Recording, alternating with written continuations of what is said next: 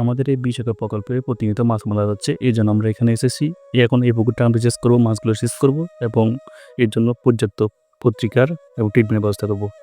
Already আমরা একটা মাছ দেখতে পেলাম যে মাছটা উম উম মরে পুকুরের কিনারে এসে লেগে রয়েছে এবং আমরা মাছটাকে নিব, মাছটা নিয়ে রিসার্চ করব এবং কী প্রবলেমের জন্য মাছটা মারা যাচ্ছে তার উপর ভিত্তি করে আমরা পুকুরে ট্রিটমেন্ট দিব। শুরুতে আমরা মাছটা নিচ্ছি এবং মাছটাকে আমরা ভালো করে রিসার্চ করব। এই মাছটা দেখে বোঝা যাচ্ছে রুই মাছ এবং মাছটা এখনও অনেকটা সতেজ, সবল এবং ফ্রেশ আছে। সুতরাং আমাদের ট্রিটমেন্ট বুঝতে একেবারে সুবিধা হবে। আমরা হাতে নিয়ে বুঝতে পারছি এই মাছটাকে ভয়ঙ্করভাবে আরগুলাস অর্থাৎ উকুন আক্রান্ত করেছে। এই ধরনের বাজে পুকুরে আরগুলাস বা আরগুলা আক্রান্ত করা স্বাভাবিক একটা বিষয় এবং কন্টিনিউ এই জন্য আরগুলাস অর্থাৎ প্যারাসাইটোস ব্যবহার করতে হয়। আপনারা অলরেডি ভিডিও দেখতেছেন ভয়ঙ্করভাবে আরগুলাসগুলো অ্যাটাক করছে। এই আরগুলাসগুলো আমরা সাধারণত ৩ ধরনের আরগুলাস পুকুরে দেখা যায়। একটা হলো লারনিয়া, সেটা খুবই ভয়ঙ্কর। এই ধরনের হলে মাছগুলো প্রায় ৮০% মাছ মারা যায়। সেকেন্ড যেটা হলো সেটা হলো অ্যাঙ্কর। এটাও কোনো মতন, তবে খুব একটা ক্ষতিকর নয়। সাধারণ ডোজ ব্যবহার করলে এটা চলে যায়। আর বর্তমানে যেটা দেখতেছেন সেটা হলো আরগুলাস, মাছের উকুন এটা। মাছের গায়ে লেপ্টে থাকে। তবে এই উকুনগুলোর মধ্যে অনেকগুলো শ্রেণীবিভাগ আছে। এখন আপনারা মাছের গায়ে যে উকুনগুলো দেখতেছেন সেগুলো অলরেডি সাদা, স্বচ্ছ এবং মাছের গায়ের সাথে লেপ্টে আছে। এটা হলো লিস প্রজাতির, অর্থাৎ লিস মানে যোগ, যোগ প্রজাতির উকুনগুলো। অর্থাৎ এগুলো জোকের মতন শরীরে লেগে থাকবে।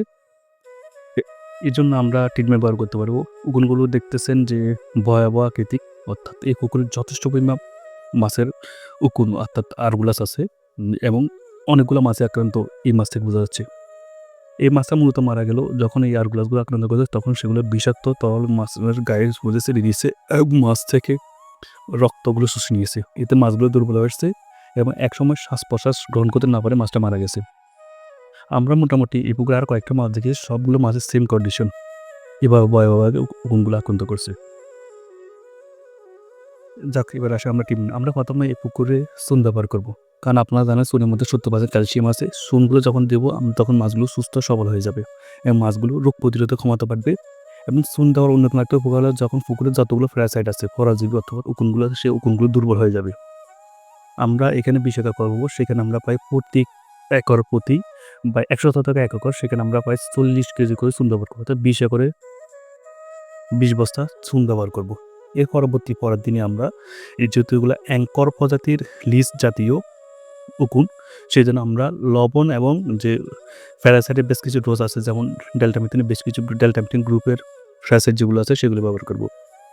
আর যে কোনো কোম্পানির প্যারাসাইটের আপনার ডেল্টামিথিন গ্রুপ বললে আপনাদের দেওয়া হবে, সেই ডোজগুলো আমরা ব্যবহার করব। তাতে আমরা লবণ ব্যবহার করব, ২০ কেজি হারে লবণ ব্যবহার করব। এই লবণগুলো মাছের উকুন, মাছের গায়ে যে অ্যাঙ্করগুলো লেগে আছে সেগুলোকে দূর করে দিবে। আর যে প্যারাসাইটের মেডিসিনটা আমরা ব্যবহার করব সেটা পুকুরে থাকা বাদবাকি প্যারাসাইটে কাজ করবে। এটা ২ দিন পরে আমরা আইভারমেকটিন গ্রুপের অর্থাৎ একই আইভারমেকটিন গ্রুপের প্যারাসাইট ব্যবহার করব ২০০ গ্রাম হারে। আবার বলে রাখি, ডেল্টামেটিন এবং আইভারমেকটিন ২টাই প্যারাসাইট এবং ২টা উপন্যাসক, কিন্তু ২টা ২ ক্ষেত্রে কাজ করে। এক্ষেত্রে আমাদের ২টাই ডোজ লাগবে, আইভারমেকটিনও লাগবে, ডেল্টামেটিনও লাগবে, যেহেতু এই পুকুরে ভয়ঙ্করভাবে অ্যাটাক করছে। আমরা শুধু ডেল্টামেথিনের সাথে লবণ ব্যবহার করব এবং আইভারমেকটিন সরাসরি পুকুরে ব্যবহার করব। আর এ পুকুরে যে পানিগুলো আছে, পানি অনুপাত সালফেট পানি যেহেতু, সেখানে আমরা ডেল্টামেথিন যখন ব্যবহার করব তখন একর প্রতি ৩০০ গ্রাম হারে ব্যবহার করব এবং আমরা যখন আইভারমেকটিন ব্যবহার করব একর প্রতি ৫০০ গ্রাম হারে ব্যবহার করব। পুকুরের ২০ একর আয়তন পুকুর সে হিসেবে ব্যবহার করব এবং আশা করি শতভাগ সফল হবে এবং এই মাছের যে মর্টালিটি আছে সেটা অটোমেটিকলি অফ হয়ে যাবে। আমরা যদি এই পুকুরে ডেল্টামিথের সাথে লবণ না দিই, তাহলে কখনো লিস প্রজাতির এই যোগগুলো বা লিস প্রজাতির এই অ্যাঙ্করগুলো মাছের গায়ে থেকে থাকবে না।